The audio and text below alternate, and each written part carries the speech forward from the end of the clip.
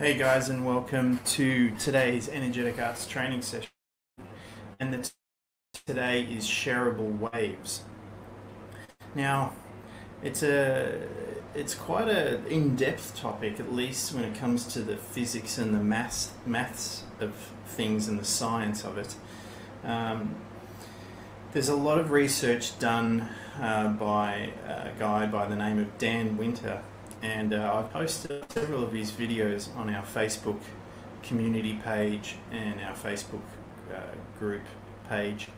And I highly recommend that if you've got your notepad out, you write down Dan Winter and do a YouTube search to get more in-depth information on the physics behind what all this means. But basically what I'm going to do is just sort of relax and get into a free flow state and see how I can show you, if I can show you how the waves begin to become shareable. And so if you just join me for a moment and just start to breathe and relax and start to tune into your body and your energy just the way it is right now, and start to just let everything settle down and let the day wash away, let the thoughts and emotions that maybe you've come into this transition with just begin to disperse, and let the charge release around your body. And now what I'm going to do is just bring your attention quickly to your energy centers. Just pay attention to where the 7 energy centers are, or the 7 chakras, depending on what school of thought you're learning from. And all I want you to do is start to pay attention when you move your attention to each energy center, if your thoughts, feelings, or your breathing shifts at all.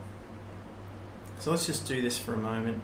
Start at the bottom, or the root chakra, root energy center being 1 and the crown being 7.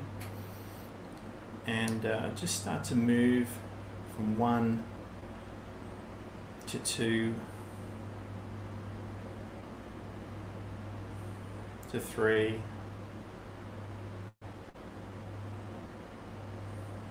to 4 to 5 to 6 to 7. You can even bring our attention to 8 and 9.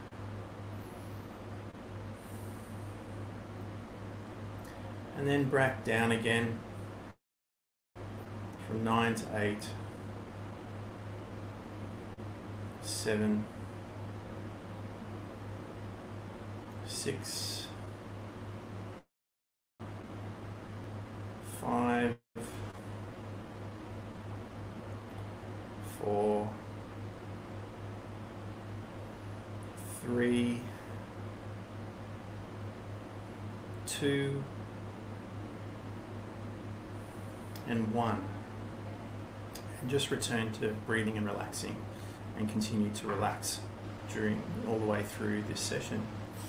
And so when we're checking in on the energy centers and seeing where we are in relation to how we feel, how we think, what our energy is doing, if you really take some time to do this, and I know we sort of just breezed over it, but if you take some time on each energy center, moving up and down, what you'll notice is that there will be more flow in one or several in the other, and some might have a little tension in them.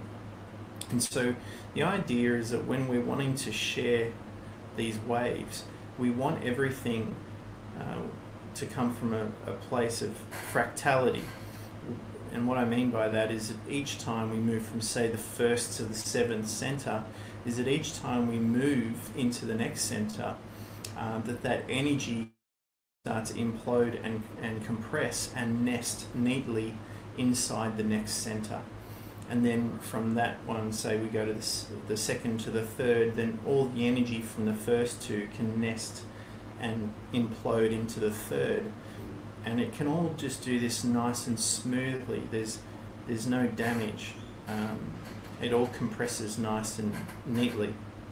And then it goes into the fourth, and then the fifth, and the sixth, and the seventh, and then out into the eighth and higher energy centers. And so that's the gist of this session.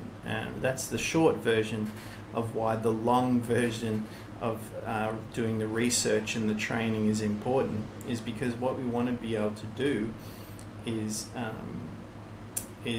non-destructively, as Dan Winters would say, is compress or implode all that energy all the way up into the higher energy centers, into a higher frequency, into a high vibrational wave, where more and more energy can be compressed or imploded, as he would say, and processed, and then it can be, transmuted and out into your field. And so what he would say is he would call this something like lighting the fire within. And I'm not trying to take Dan Winter his thunder, because I'd be hard pressed to describe things the way he does. But the science behind this is all there. But what does this mean practically? Like, how is this going to help you understanding this physics? Well, let's bring it down to a really basic practical use. So when you've heard me mention neurolinguistic programming before, and part of one of the main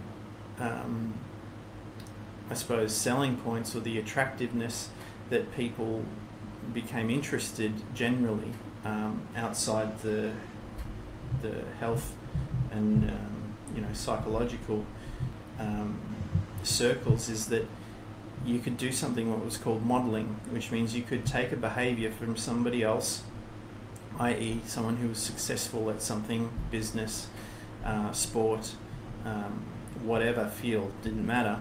You could break their behavior down and you could model it, and you could adopt those behaviors, and if you did it in the right way, in the right sequences, then you could reproduce the result. But it was quite an in-depth process. You'd have to understand the person's values and belief systems, their mannerisms, how they viewed time, all sorts of things. It wasn't enough just to mimic their behavior. You had to really embody the behavior. And so when we're embodying these higher frequencies, if they're not embedded and nested non-destructively, then this is where you can have these, freak outs, energy can pop out sideways, and it can become distorted, and basically it can damage the vehicle, the biological vehicle, and it can cause you, traumas to have to deal with at the more advanced levels, at the higher frequency levels. So, like I mentioned in one of my other videos, talking about the old Blackbird SR-71, the old spy plane that was operational from the 60s to the late 80s, nearly 30 years. Obviously, when things are traveling at such a high speed, several times the speed of sound, all the components on the plane, including the pilot's psychological state, health state, the ground crew, everything sort of needs to be in alignment. It all needs to be working together and in perfect sequence, and it all needs to blend into each other. Otherwise, if something goes wrong at that speed, then it can be dangerous. So I think this is where, we've heard the stories about the Kundalini experiences, that you need a guide or someone to, a guru to guide you through. Not necessarily. obviously you need to be prepared, you need good understanding of what you're doing, and having a good support structure around you is very, very helpful in case you lose control and spin off the track. And also understanding that these are things that you could run into, not necessarily that you will, but just being aware that that it may happen is sometimes just enough to get you through those, let's call them bad trips. Because essentially what we're doing here is we're bringing up that energy and alchemizing it inside the body from a low vibrational state, being down in the first energy center, and bringing it all the way up, refining it and nesting it and embedding it and imploding it all the way up into the higher energy centers. And as we do that, the biochemistry becomes more and more refined. And so if we're doing it right, then when we get up into say the sixth center, where the pineal gland and the pituitary gland and the thymus gland start to interact with each other, then you can make all these combinations of chemicals inside your brain. In fact, any chemical that's known to man, and the highest form of chemical that can be created that we know of is dimethyltryptamine, or DMT. It's a naturally produced drug inside the body and inside just about every living thing. It's in everything in these tiny doses. And so when we physically activating this, or consciously activating this, and going on trips of the mind, and having out-of-body experiences, then it's really important that all the lower energy centers are tuned in, and it's all nicely embedded and nicely nested, one within, inside each other, just like the Russian dolls.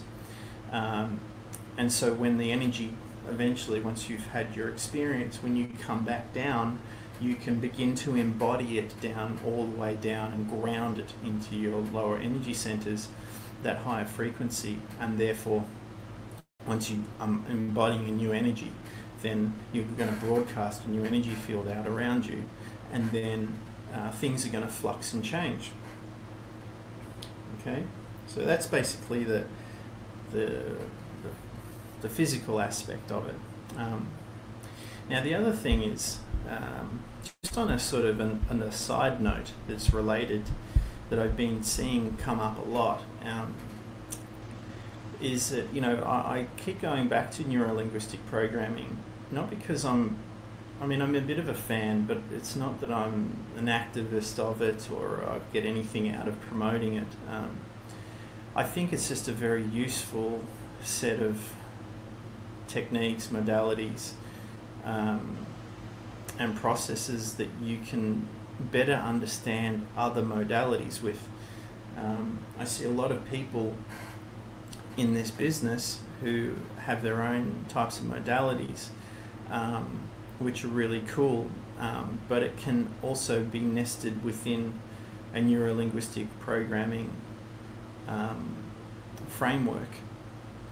And so here's the thing, is that when you're going into these, you're venturing into these areas of the unknown, it can, and in spiritual practices especially, and you can get into all these different methods and modalities and styles. It can be easy to get lost in the content or the style of it. Some people are really into angels and energetic beings, communicating with them, and other people are into the religious styles. Other people are more into the physics and science part. And basically what I've learned over my time, and this is just from my experience, but I see it happen a lot, is that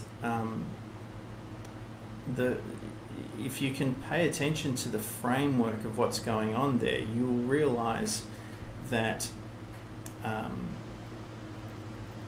basically the mind and the energy is formed through different linguistic patterns, and it's reinforced by linguistic patterns, and actions are reinforced.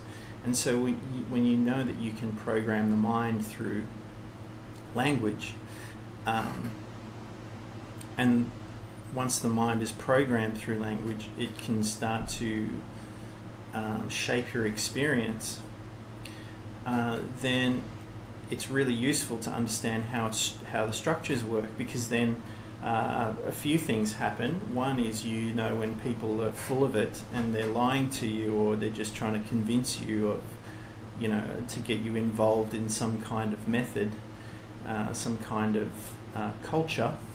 I won't say the shorter version, but culture meaning a way of thinking and a way of being. And then then you can also see people's intention. You can really pay attention to whether they're coming from a good intention or not, depending on whether they're using a good style or not a good style. Doesn't matter. Sometimes if the person's intention is really good, then it really doesn't matter what method they use. They can use the oldest method in the world and a really cumbersome method, but it can be very effective if their intention is coming from the right place. But what you can also notice is that when you understand the structure of things, you can see where people are taking your mind, and you can decide ahead of time whether you want to go there or not. And so rather than just being on this, this tour, like, those tour guide things, where everyone crams you in a bus and they take you to the predefined area that's been thrashed by thousands of people, and you get there and go, oh, is this it? You can decide whether you want to go to, whether the destination they're trying to take you to is going to be beneficial to you and practical to you, or whether maybe you're better off making your own way there and devising your own methods and your own pathways and your own tools to get there. But coming back to it all, the shareable wave idea that Dan Winters has got so much physics to support is, I found, very useful in terms of that wherever you go, just like traveling, you want to have a good time when you're going there, you want to have a good time getting there, and you want to have a good time getting home, right? And so it's almost like giving you the itinerary of how to set up your travels, whether it's internal, out of body, or through physical time and space to get you to a new way of being. And so tuning in your energy centers, there's so many different meditations out there. I could do one, but there are so many good ones out there already that you can just get online. You can buy them, or you can get them for free. Or if you know what you're doing, if you know the scaffolding and the structure of what you're doing and why, then you don't really need anything. You just need to sit down and focus your energy in these particular places and start to allow your body to tune itself in. And once you start to tune in and get everything nice and smooth, and it's all running really, really well and smooth, and it's not like you do it once and then that you're done. It's like your car, your vehicle. You have to go and get a tune up every so often, especially if you've been going a bit hard or you've been through a bit of stress. You might have to retune things back in over and over again. But once you get in the habit of not just taking your body places or taking your mind out of body places, but actually also learn the maintenance of the body and the mind and the emotions and your energy, it brings a hell of a lot of confidence to you, and it reduces a lot of anxiety and uncertainty. And one good thing about it is that when you when you're deciding to move into unknown spaces, you have a really good understanding of your levels, what you have control over and what you don't, and what the risks are. And so this is one of the really important parts of training in these spiritual practices, is understanding what you're getting into before you get into it, because sometimes when you get into these trips of the mind, and we're talking about naturally induced ones through training, not through just imbibing a device or getting into a group where they take you places, which is fine. I've got no problem with that if the practitioners know what they're doing, and they let you know what you're in for. You go, but once you get into these trips, you want to be able to bring it back and ground it, because what I see happen so much is people get these experiences, they go off and they're very lofty and they don't quite come back properly, and they're still up in their higher energy centers, and it's wonderful, to a point, but then it becomes impractical, and you're sort of walking around untethered and not connected to this reality. And you don't have to be like anchored down in it, but you need to have some connection with the physical world to live in it. All right, and so if you're tuning in your body, your energy and your mind, and making sure that it's all shareable, so you have your physical aspect is tuned in, and then you move up to your mental or your emotional aspect, your emotional body they call it, and that's tuned in, those levels, and you move up to your energetic level and that's tuned in, and then you can, once that's all prepared and ready to go, just like the SR-71, when all systems are checked and all systems go, then you can go for any types of flights that you like. And so I know I sort of harp on about the safety of this, but I feel it's really important. It's something that is not really discussed, especially at a beginner level, because most people have businesses attached to their training or their modalities, their methods, and they don't want to spook anyone off, and rightly so, but this is not a beginner's level session, okay? This is more for your advanced and upward practitioners and students who are actively into this.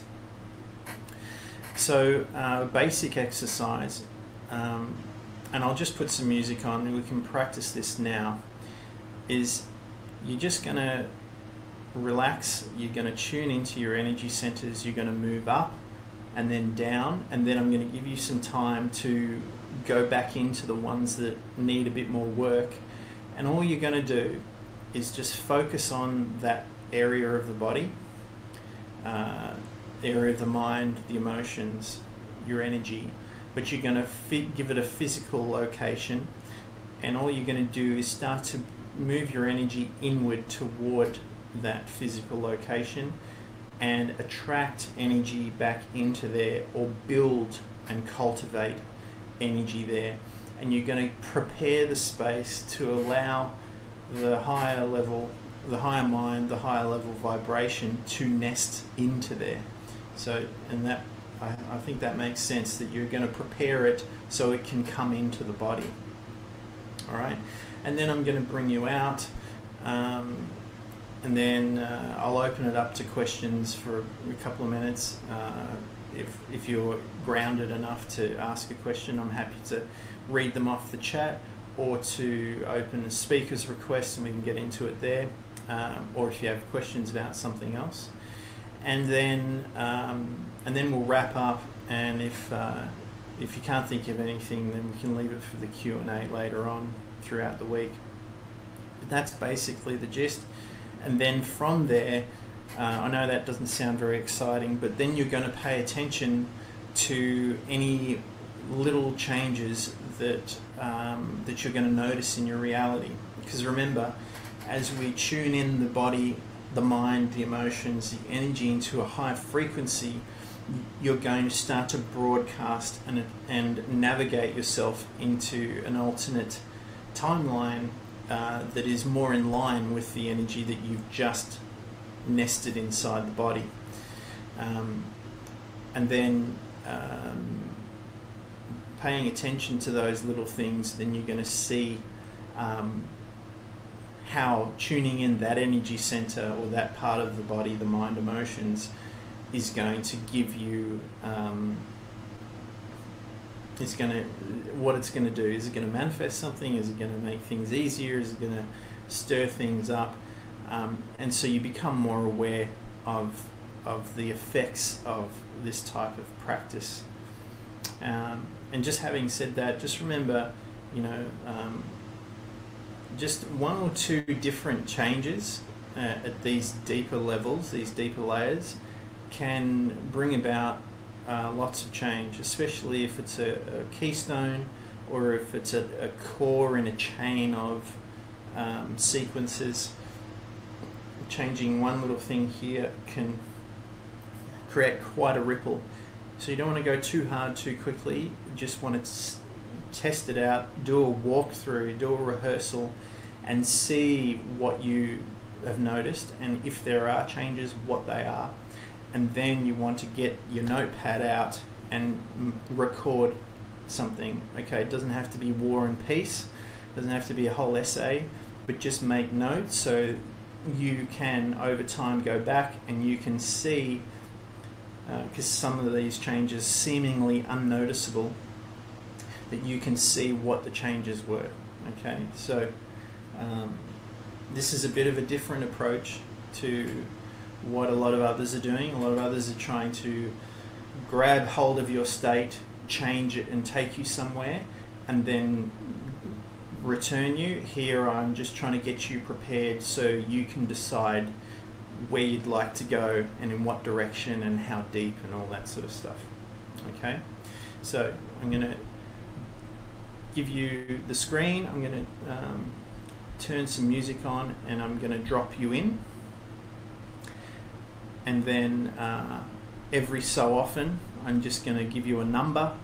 Remember the numbers 1 to 7 through the energy centers, 8 being outside the body. We'll leave 9 out for now. We'll just go up to 8, come back down, and then I'll bring you back here, and then we'll go from there. Okay.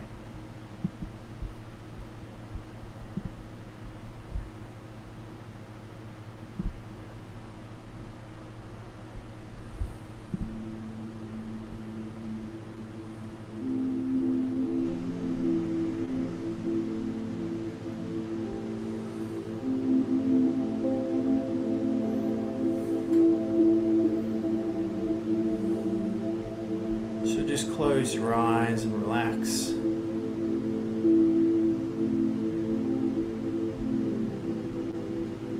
Breathe deep.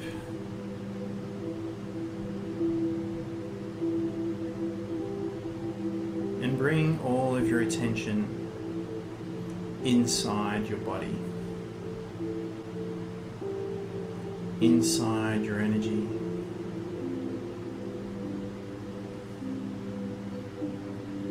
Inside your mind.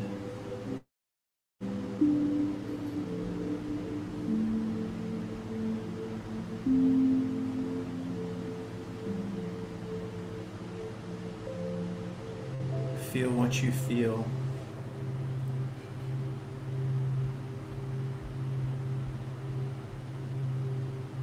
Hear what you hear. And see what you see.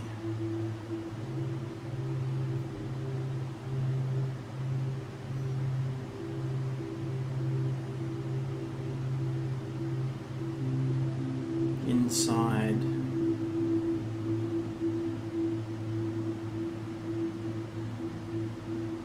the internal ocean.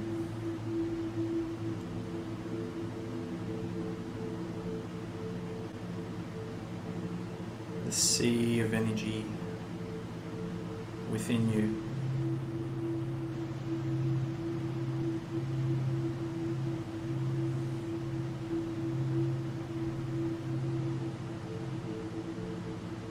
Bring your attention down into your lower first center.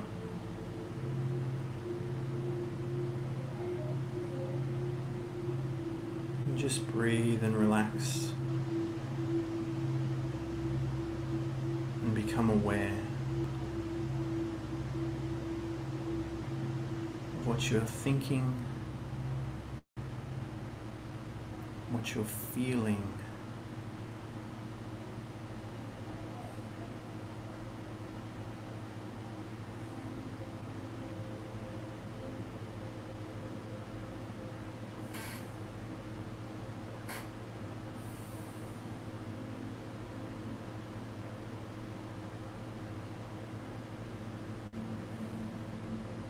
Just focus your energy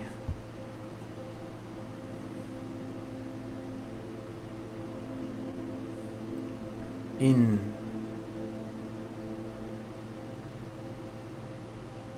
first center.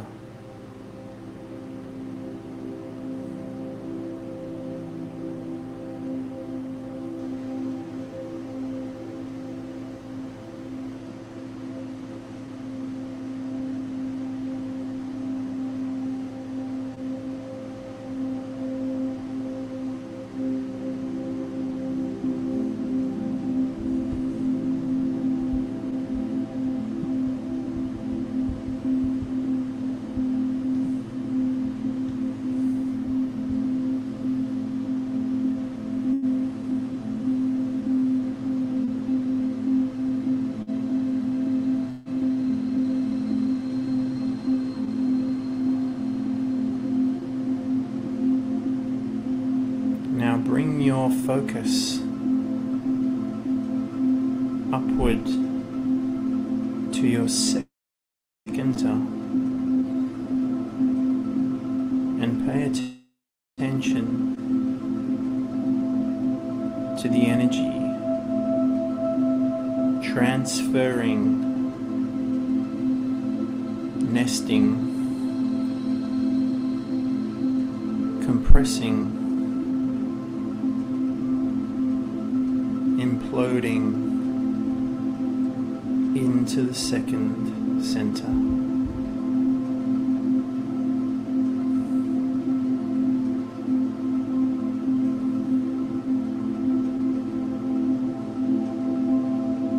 Can you see the energy spiraling like a staircase upward from one center to the next?